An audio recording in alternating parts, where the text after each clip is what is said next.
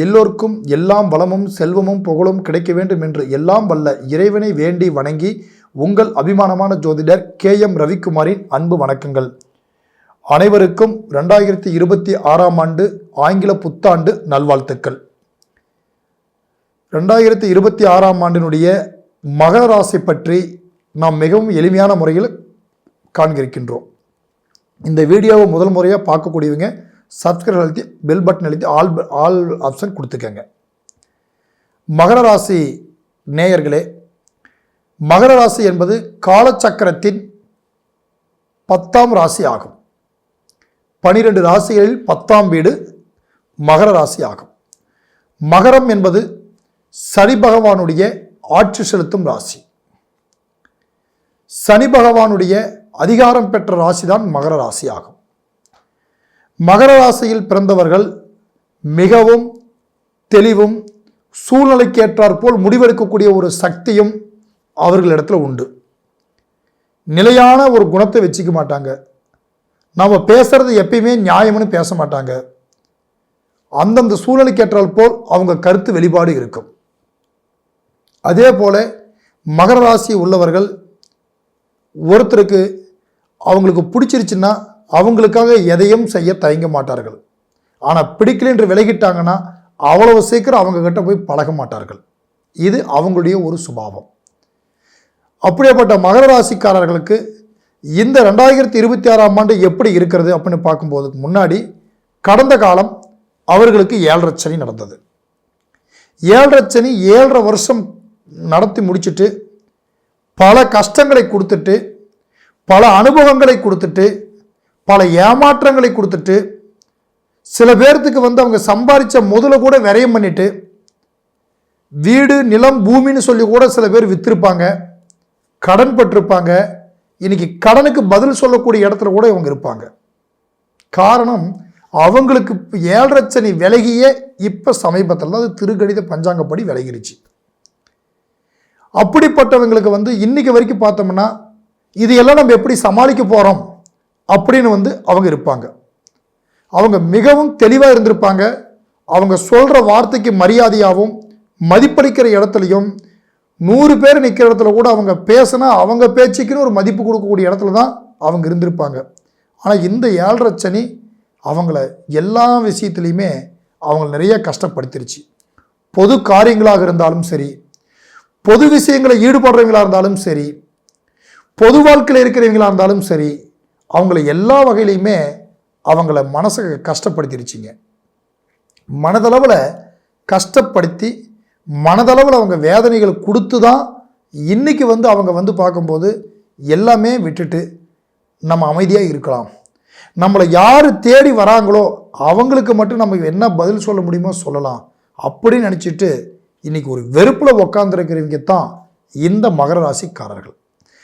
மகர ராசிக்காரர்களாகி உங்களுக்கு என்ன சொல்கிறோம்னா, இந்த 2026 ஆண்டினுடைய கிரக நிலைகள் முதல்ல உங்களுக்கு எப்படி இருக்குன்னு பார்த்தோம்னாங்க, 3ஆம் இடத்தில் ராசிக்கு 3இல் சனி பகவான் அமைந்திருக்கிறார். அதே போல 6ஆம் இடத்தில் குரு பகவான் அமைந்திருக்கிறார். 2ஆம் இடத்தில் ராகு பகவானும் 8ஆம் இடத்தில் கேது பகவானும் அமைந்திருக்கிறாங்க.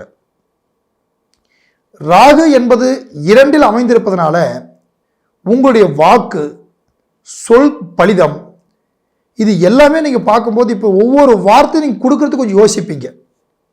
காரணம், நம்ம கொடுத்த வாக்கு முதல்ல காப்பாற்ற முடியுமா முடியாதா?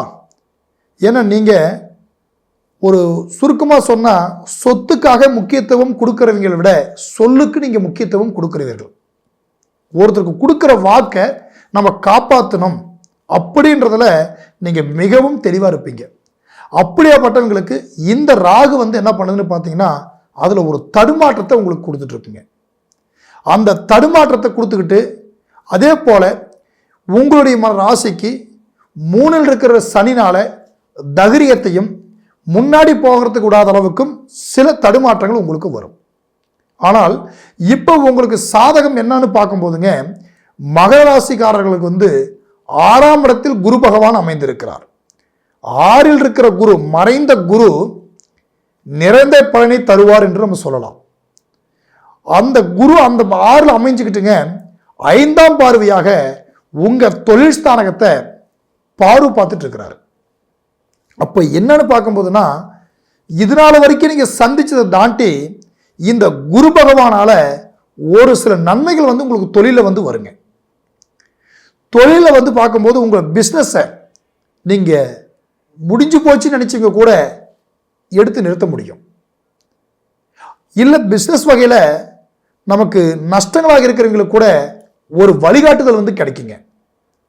ஆனால் நீங்கள் உங்களுக்கு பண்ண வேண்டிய கவனம் எல்லாம் என்னன்னு கேட்டிங்கன்னா, உங்களுடைய வந்து நீங்கள் அடுத்தவங்களுக்காக முன்ன நிற்கிறதோ, அடுத்தவங்களுக்கு இப்போ இந்த நேரத்தில் உதவி செய்யலாம். உதவி என்பது மிகப்பெரிய நல்லதுங்க, செய்யக்கூடாதுன்னு நம்ம சொல்லக்கூடாது. ஆனால் அந்த உதவியை உங்களை பாதிக்காத மாதிரி நீங்கள் பார்த்துக்கணும். அது நீங்கள் இந்த நேரத்தில் மிகவும் வந்து ஒரு தெளிவாக நீங்கள் வந்து பயன்படுத்திக்கங்க. இந்த குரு பார்வை வந்து உங்களுக்கு தொழில் மாற்றம் கொஞ்சம் கண்டிப்பாக கிடைக்கும். இந்த ராசி பலன் பொறுத்தளவுக்குமே உங்களுடைய ராசி அடுத்து பார்க்கும்போது 7ஆம் பார்வையாக 12ஆம் இடத்தை விரயஸ்தானத்தை பார்த்து கொண்டிருக்கிறார். நீங்க பட்ட கடன் கூட உங்களுக்கு தீர வேண்டிய நேரம் வந்துருச்சு. ஏன்னு கேட்டீங்கன்னா, விரயம் என்பது நாம் ஒருத்தருக்கு வட்டி கட்டுறது விரயம் தான். நம்ம சம்பாதிக்கிறது கொண்டு போய் அடுத்தவங்களுக்கு கடன் கட்டிட்டு வர்றது ஒரு விதத்தில் விரயமா இருக்கலாம். ஆனால் அது நம்ம மனதுக்கு ஒரு ஆறுதலாக இருக்கும். இது வரைக்கும் நீங்க செஞ்ச விரயத்தினால வந்து நீங்க ரொம்ப கஷ்டப்பட்டுட்டீங்க. இனி உங்க விரயம் ஒரு மாற்றத்துக்காக, உங்களுடைய கஷ்டத்திலிருந்து நீங்க வெளியில வர்றதுக்காக இந்த 2026ஆம் ஆண்டு உங்களுக்கு கிடைக்கும். சரி, 7ஆம் இடத்துக்குரிய வாழ்க்கை ஸ்தானம் உங்களுக்கு எப்படி இருக்குன்னு பார்த்தீங்கன்னா, 7ஆம் இடத்துக்குரிய சந்திர பகவானுடைய அமைப்பா இருக்கிறதுனால உங்களை பொறுத்தளவுக்குமே வாழ்க்கை என்பது மிகவும் சில பேர்த்துக்கு தாமதமாக இருக்குங்க. திருமணம் அமைச்சவங்களுக்கு குடும்ப பிரச்சனை கண்டிப்பாக இருக்கும். சில பேர்த்துக்கு திருமணம் அமையலைங்கிற ஒரு வருத்தம் இருக்கும். நம்ம நினைச்ச மாதிரி வாழ்க்கை அமைக்க முடியலையே. ஏன்னா ஒரு சிலர் வந்து காதல் திருமணம் ஒரு வாய்ப்பை எதிர்பார்த்துட்டு இருந்து அவங்களால சில பேர் ஏமாற்றங்கள் அடைஞ்சிருக்கலாம். சரியான முறையில் அமைக்க முடியலங்கிற வருத்தங்கள் வரலாம். குடும்பத்துக்குள்ள சில பிரச்சனைகள் இருக்கலாம். ஆனால் இந்த 2026ஆம் ஆண்டு இது எல்லாத்துக்கும் உங்களுக்கு ஒரு பதில் கிடைக்கிற டைம். எல்லாத்துக்கும் ஒரு வாய்ப்பு, ஒரு வழி கிடைக்கிற நேரம் தான். நன்மை செய்யக்கூடிய ஒரு டைமாக உங்களுக்கு இருக்குது. அடுத்தபடி உங்களுடைய அமைப்பில் பார்க்கும்போது இந்த நேரத்தில் இந்த மகர ராசிக்காரர்களுக்கு வந்து 7 சனி ஆட்டி படைச்சிருச்சு போயிடுச்சு. இனி உங்களுக்கு நல்லது தான் நடக்கும். காரணம், கஷ்டத்தை கொடுத்துருச்சிங்க. எல்லா கஷ்டத்தையுமே இந்த 2026ஆம் ஆண்டில் 4ஆம் அதிபதியான செவ்வாய் பகவானை பூமி காரகரை குரு பார்வையோட வந்து தொடக்கத்திலே இருக்கிறாருங்க. அப்படி இருக்கிறதுனால உங்களுக்கு நீங்க எதை இழந்தீங்களோ அதை நீங்க பெரும் காலம், எதனால ஏமாற்றங்கள் அடைஞ்சிங்களோ அதையெல்லாம் மீண்டும் உங்களுக்கு திரும்பவும் வரும் காலமா உங்களுக்கு இருக்கு. நீங்க வந்து பார்க்கும்போது உங்களுடைய குடும்பத்தார் வகையிலையும் தொழில் செய்யக்கூடிய இடத்துலையும் நீங்கள் சற்று நிதானமாக பொறுமையாக நின்று செயல்படுங்க. 2026ஆம் ஆண்டினுடைய பொது பலனா உங்க ராசிக்கு நாங்கள் சொல்லியிருக்கோம். உங்க சுய ஜாதகத்தை ஒரு முறை தெளிவாக பார்த்துக்கங்க.